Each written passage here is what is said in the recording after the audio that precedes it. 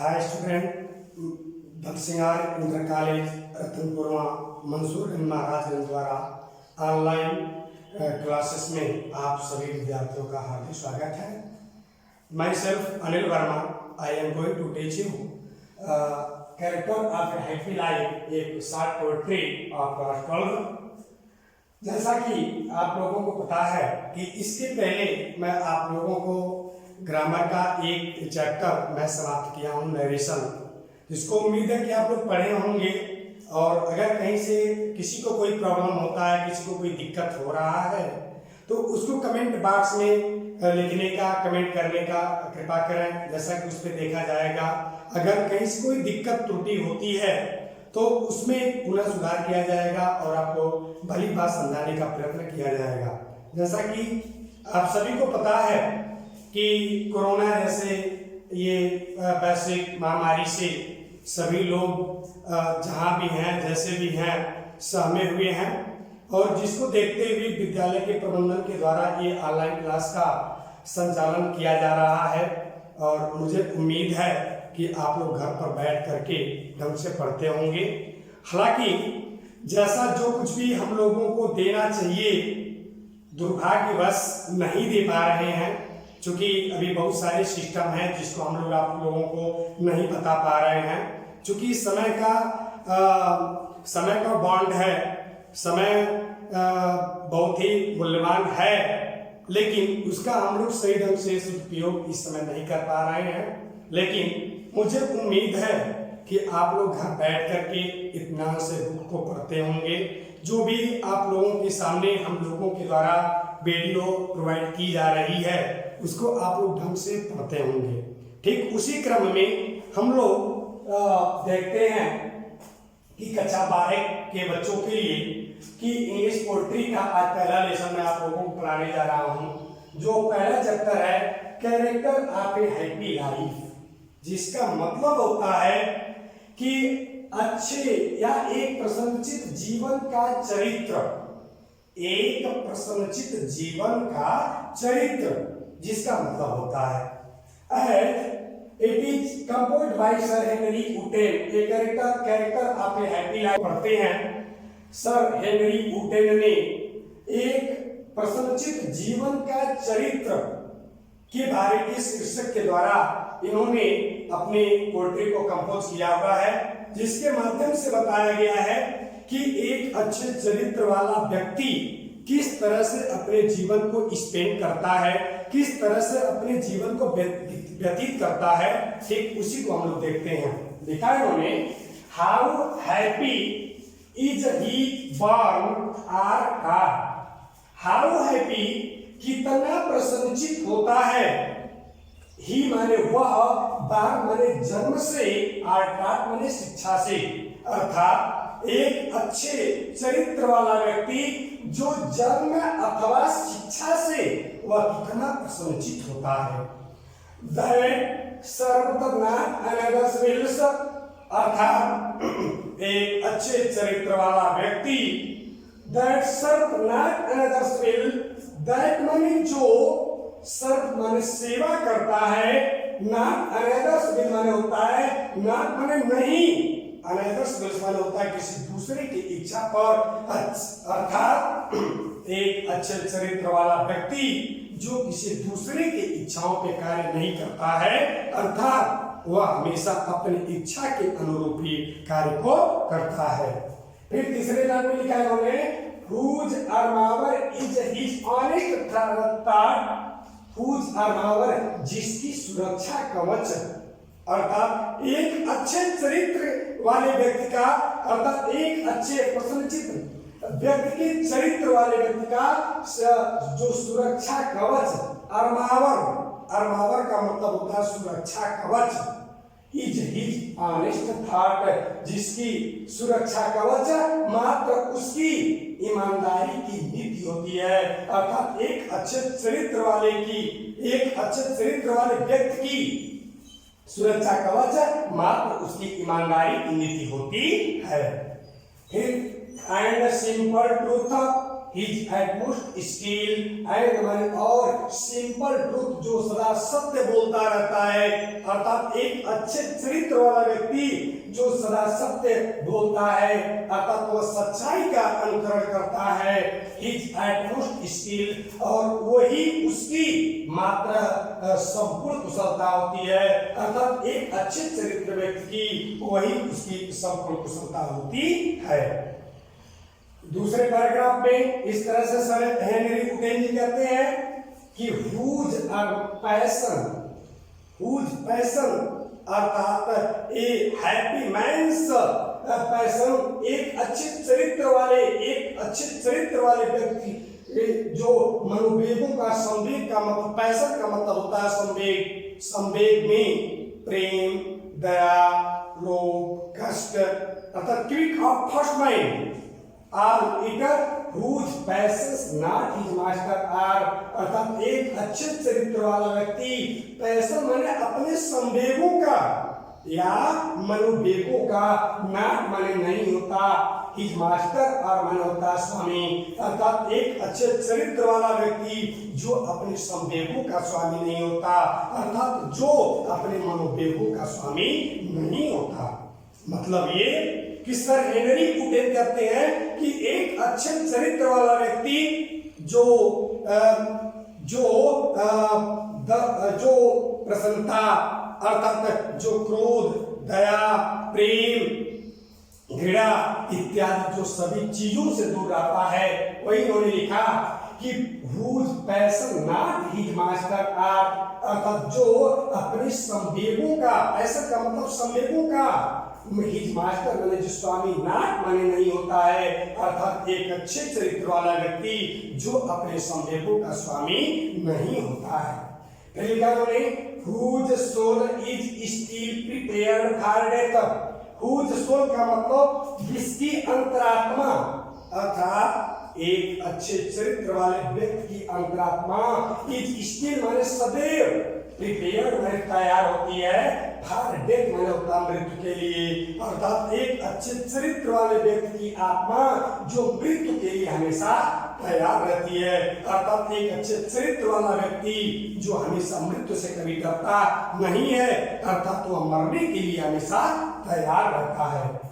Untied unto the word with care, untied, tied का मतलब होता है बांधना, untied का मतलब जो बंधन मुक्त होता है, untied का मतलब जो बंधन मुक्त होता है। सर हेनरी उटेन कहते हैं कि untied माने जो बंधन मुक्त होता है, unto the word with care, word with care का मतलब होता है कि सांसारिक चिंताओं से, अर्थात एक अच्छे चरित्र वाला व्यक्ति जो अनटाइड माने बंधन मुक्त होता है, unto the word with care अर्थात सांसारिक चिंताओं से, अर्थात एक अच्छे चरित्र वाला व्यक्ति जो सांसारिक चिंताओं से बंधन मुक्त होता है, उसे किसी की आवश्यकता नहीं होती।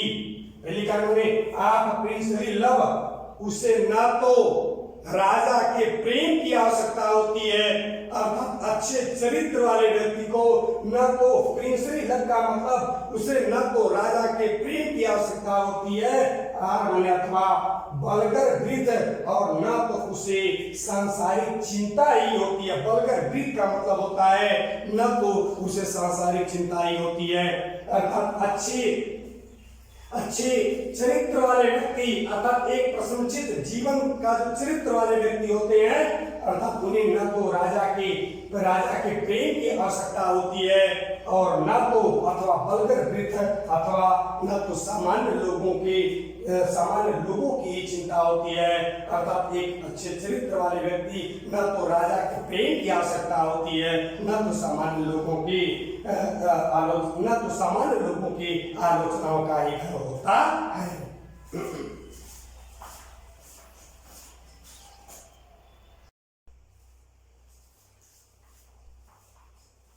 Who held his life from rumors free?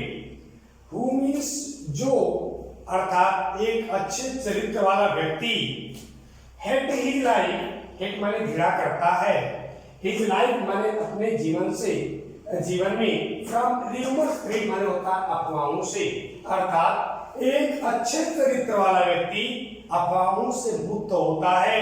अर्थात दिखाई हुई who hath his life from rumours freed. Rumours का मतलब होता है अफवाह। यार RUMERS रूमर्स का मतलब होता है अफवाह। अफवाह अर्थात वह व्यक्ति जो अपने जीवन में अफवाहों से मुक्त होता है। लिखा है उन्होंने सर हेनरी उटेन जी कहते हैं कि हु माने जो हेट माने घृणा करते हैं, हिज लाइफ माने अपने जीवन में from rumours freed. Rumours freed का मतलब होता है अफवाहों से मुक्त होता है। अर्थात जो व्यक्ति अर्थात एक अच्छे चरित्र वाला व्यक्ति अपने जीवन को अफवाहों से मुक्त रखता है। अर्थात एक अच्छे चरित्र वाला व्यक्ति जो अपने जीवन में अफवाहों से मुक्त होता है, अर्थात वह अफवाहों पर ध्यान नहीं देता है। Whose conscience, conscience का मतलब होता है अंतरात्मा। conscience, conscience का मतलब होता है अंतरात्मा।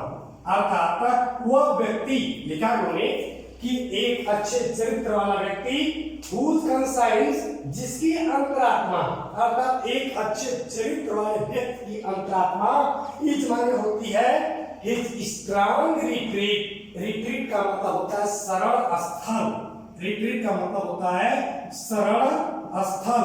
अर्थात जो लिखा है उन्होंने कि whose conscience जिसकी अंतरात्मा इज माने होती है इज स्ट्रॉन्ग रिट्रीट का मतलब होता है एक मजबूत शरण स्थल होती है।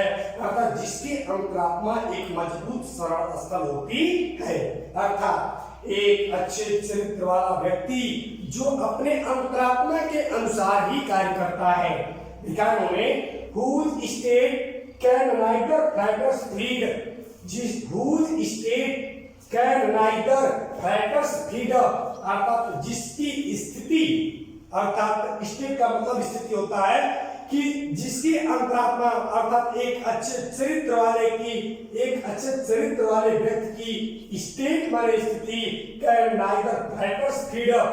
कैन नाइदर माने नहीं होता है, फ्लैटर्स माने होता है चापलूसी।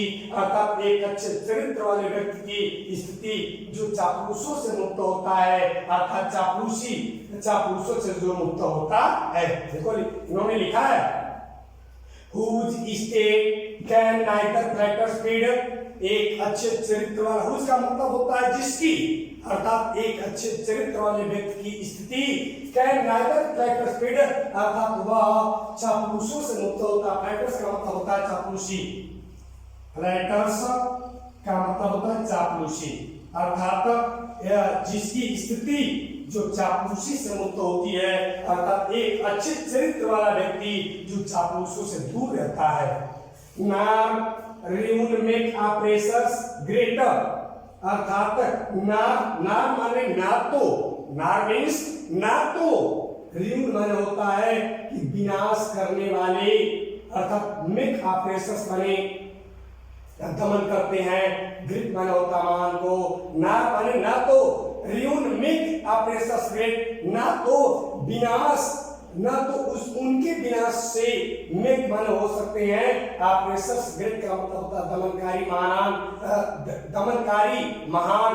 अर्थात उनके विनाश से, ना तो उनके विनाश से मेक ऑपरेशंस माने दमनकारी व्यक्ति भाई। Operations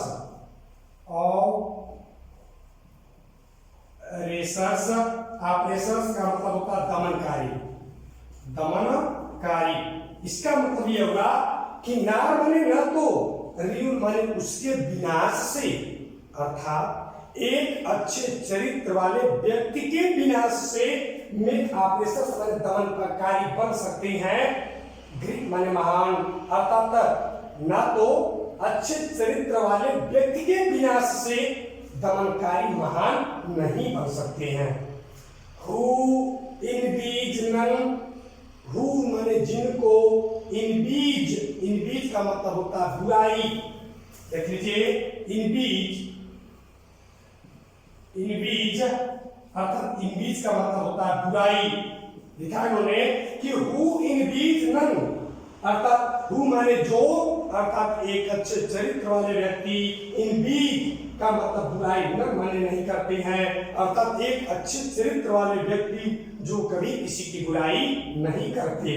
whom chance doth raise, whom माने जिन्हें, चांस माने अवसर मिला हुआ है, चांस का मतलब होता है अवसर, whom माने जिन्हें, चांस माने अवसर मिला हुआ है, doth raise का मतलब होता है आगे बढ़ने का या विकास करने का, जिन्हें किसी तरह से विकास करने का अवसर मिला हुआ है, अर्थात ऐसे व्यक्ति जो किसी की बुराई नहीं करते।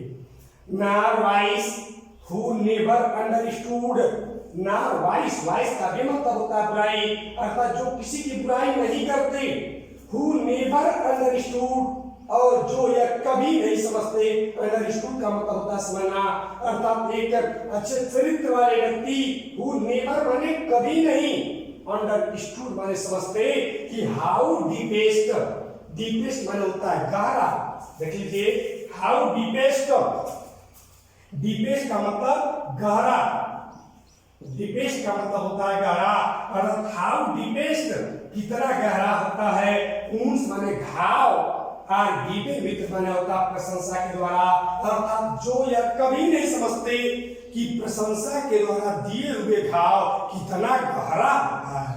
देख लीजिए हु नेवर अंडरस्टूड, जो कभी नहीं समझते, हाउ डीपेस्ट माने कितना गहरा होता है, उन्स माने घाव, और गिवन विथ प्रेज माने, गिवन माने दिया गया, विथ प्रेज माने होता प्रशंसा के द्वारा, अर्थात प्रेज का मतलब होता प्रशंसा, अर्थात प्रशंसा के द्वारा दिया हुआ घाव कितना गहरा होता है, अर्थात जो कभी नहीं समझते।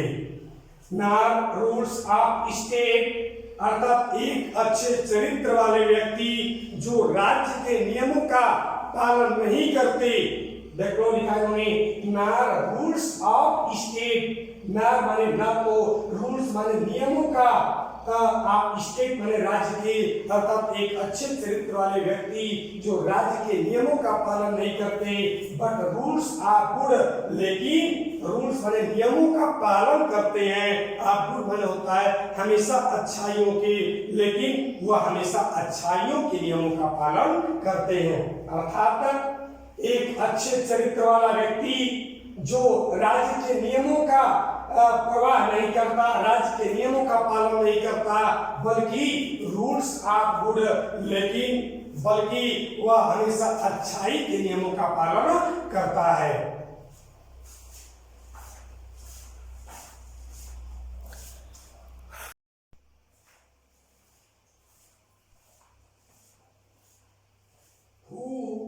God doth late and early pray, more of His grace that gives to lend, who entertains the harvest day with a well-chosen book or pen। अर्थात सर हेनरी वुडेन कहते हैं कि एक अच्छे चरित्र वाला व्यक्ति, अर्थात हु माने जो, अर्थात एक अच्छे चरित्र वाला व्यक्ति, God doth late and early pray, late and early का प्रे का मतलब होता है जो सुबह और शाम ईश्वर की उपासना करता है।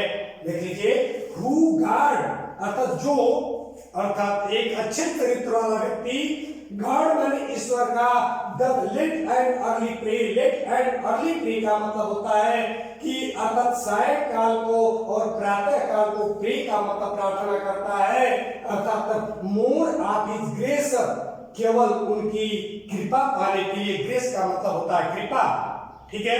लिखा है कि who god doth late and early pray, अर्थात एक अच्छे चरित्र वाला व्यक्ति, एक अच्छे चरित्र वाला व्यक्ति ईश्वर की late and early pray, late का मतलब सायंकाल को, एंड अर्ली का मतलब होता है सायंकाल को, अर्थात प्रातः काल को प्रे माने प्रार्थना करते हैं, मोर ऑफ हिज ग्रेस माने केवल उनकी कृपा पाने के लिए। आप then gifts to lend, gifts to lend का मतलब होता है कि उपहार पाने की अपेक्षा, अर्थात किसी फल पाने की अपेक्षा, अर्थात एक अच्छे चरित्र वाला व्यक्ति ईश्वर की सुबह और शाम ईश्वर की उपासना मात्र उसकी कृपा पाने के लिए करते हैं, न कि किसी फल की प्राप्त करने के लिए करते हैं।